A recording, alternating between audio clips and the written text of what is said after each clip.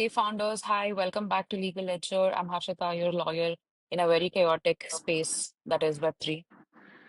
Hi everyone, I'm Pranjal. I'm a developer and a believer in the decentralized future. Yes, today we're tackling a big question, the token launches, the dream, and sometimes it's the disaster. Whatever stage you're at, if you've ever thought let's launch a token and build a community, this video is specifically for you. Right, and to be clear, this is not one of our regular episodes. It's more of an urgent drop, right? Because things are changing fast from Dubai to Singapore. Everyone's just waking up and saying that, we need to get our tokens regulated. Which is, by the way, not a bad thing.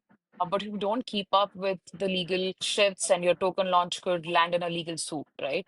So let's dive in and discuss this. Right, Harshita. So let's start from the top. What is a token launch? Right, the important question. In Web3, a token launch is basically your startup's coming of age moment, right? It's when you tell the world that here's your token, here's what it does, and here's how you can get it. That's essentially what a token launch is. Right. So essentially, it seems to combine fundraising, marketing, and at times even community building. Exactly. But legally speaking, it can mean that you're issuing a financial instrument or that you're issuing a digital good or something that the regulators might treat like shares, depending on how you structure your token and how you launch it. Right. So the same token can be seen as harmless or high risk based on the wordings. Yes, the same token with a different white paper or a distribution strategy could go from being a utility token to a governance or a full-blown security. So that's the chaos founders don't always essentially understand the right way. Right. So now let's talk about types, right? Because I've seen founders say we'll airdrop it or let's IDO it. I mean, most of us don't even know the difference. So can we talk a bit about Right. that? So yes, of course. So let's talk about. I mean, let's dive in one by one.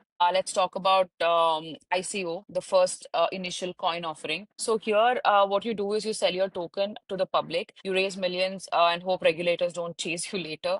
It worked in 2017, but not so much in 2025, as I see it. ICOs are now mostly legacy horror stories at best, too risky unless you're operating in a very gray market. That being said, the second one is your IDO, the initial DEX offering, where you launch via a decentralized exchange compared to the initial offering where you launch it on a public platform. It's slightly safer, but still needs disclosures, especially if your tokens can pump. So Right. that is that. Right. So there was once I saw one IDO that got rugged within 20 minutes. So I mean, just shows zero oversight, and this is why the regulators are watching. I agree. I agree. That's true. So going to our third type, which is a private token sale. It's also called as SAFT, which means simple agreement for the future tokens. You raise from investors now, deliver tokens later. After the network launches, it's very similar to the Web3 legal space where we use the safes for shares and for investment, but this is specifically for the crypto world. Right. And I mean, again, it needs a lawyer, right? Because if it smells like a share, it walks like a share, the SEC and other regulators in other countries will definitely treat it like a share. Exactly. No pre-sale, no team allocation, no insiders. Everyone buys in at the same time. That's the fourth one that we're talking about, the fair launch. So that is, So is it like like communism, the fourth one? more like radical transparency, I'd say. Great for the community, tough for bootstrapping, though. That's Hmm. there. Moving on to our final type of token launch, let's talk about the launchpads. Yeah. Platforms like CoinList, Binance, Launchpad, Polka Starter, they handle the legal KYC, the onboarding. You just Yeah. bring the project and they help you launch your token. So that is the final and the last type that we are discussing on this video today, which is a launchpad. But the only thing that you need to look out for is that they do take a big cut. So you have to make sure that the narrative is under your control. But for, I'd say, founders who just want like speed and compliance, it's a great option. They can definitely check that out. Right. Okay, now moving on, let's talk about the real reason we are doing this episode, right? The legal crackdown. Yes, in 2025, the compliance net is tightening real fast and it's global. The SEC is if you talk about United States, the SEC has made it clear if you are selling tokens and promising a future value to it, you're probably offering it as a security and you need to take care of that. Right. Even if it's just a governance token. Yes, because if you buy it expecting profit from it later on for your efforts based on the Howey test, you're definitely in trouble. that way. So that's about Right. US. When I talk about Europe, there's MiCA regulation, which is now very active. Any Yeah. project targeting EU, the users must register, submit white papers, and classify the token clearly and correctly. Oh, well, that sounds doable, but I think there's a lot of work involved. I mean, yeah, it is, but it's also clear.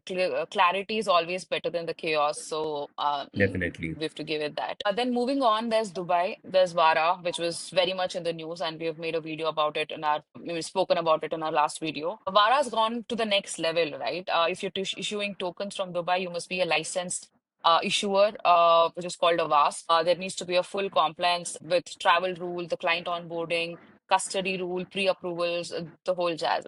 So Right. that is with Dubai. Okay, let's also talk about Singapore, which is our last country that we're targeting in this video. Singapore still permits utility tokens, but MAS is strict about. I mean, the Singapore law, which is the MAS, is strict about what counts as a utility. Yeah. If it acts like money or shares, you're in trouble. But otherwise, I think it's fine. Right. Let's talk about India also, right? Let's add India also to the mix. Yes. So if you want to talk about India, India hasn't made up its mind yet, but the 30% tax and the 1% TDS plus the ED investigation, where it's not founder friendly for token launches as of yet. So that's there about India right now. Right. There's not a lot of clarity. Right. So are we saying don't launch from India? I mean, build here, but definitely launch somewhere else and explore other markets. Right. All right, Uh, Harshitha. Yeah, moving on. Let's move to the next section of the video. Let's get actionable a little bit. And founder to founder, what's your checklist for founders? Okay, here's what we tell every client, right?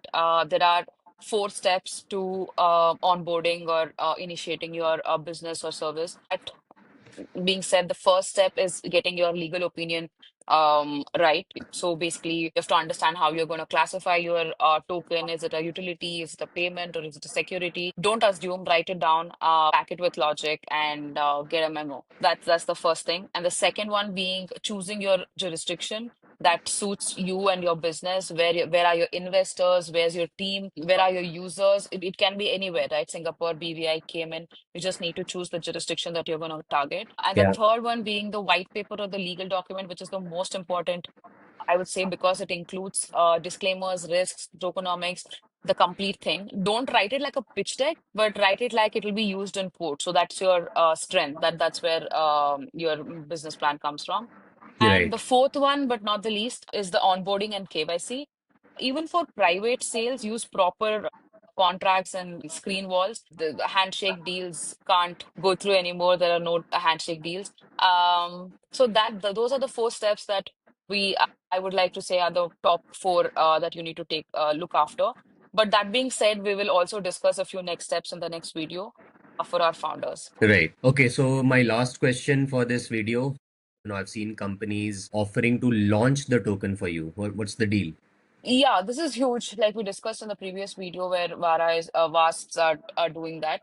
Because not every founder can wait months to get licensed. So licensed VASPs are offering issuer as a service, which is helping founders get the tokens launched easily. But also, like I said, the narrative control and all of that needs to be still taken care of. Right. So are they legally issuing your tokens using their license? Yes, exactly. So they will focus on your product plus community. They handle the compliance, custody, even marketing approvals, Right. the whole thing. For example, if I have to say there's Control Alt in Dubai, the first licensed issuer of under VARA, and there's Hashkey, there's Bitco, which often offer tissue token issuance plus custody. So if you're not ready to go full VASP, this is a great bridge, right? If you don't want to get licensed yourself. But vet the partner thoroughly. Ask who owns the token contract, how revocable the setup is, and what helps if they lose their license. Like what are you supposed to do if in case they lost their license in the future? So these are some things that you need to think about and get answers to before you go ahead. Definitely. So I think the bottom line is token launches in 2025, they aren't for the reckless, right? Definitely not. So take your time, get legal, play the long-term game. And if you need help, Code Gavel has helped dozens of founders get it right. So this is what we do. Yeah. This is why we built Code Gavel. So you can definitely reach out to us and we will help you structure it and Sure. legalize it. All right. Thanks a lot, Harshita. And next episode, we go deeper into vesting, token cap tables, and DAO treasury guardrails. Yes, definitely. So, likes, comment, subscribe, and if you're a founder thinking of launching a token, do reach out and let us know about your project, and I will connect with you. Yeah, let's catch up. Thank you, guys. Thank you for tuning in. Thank you. Thank you, guys.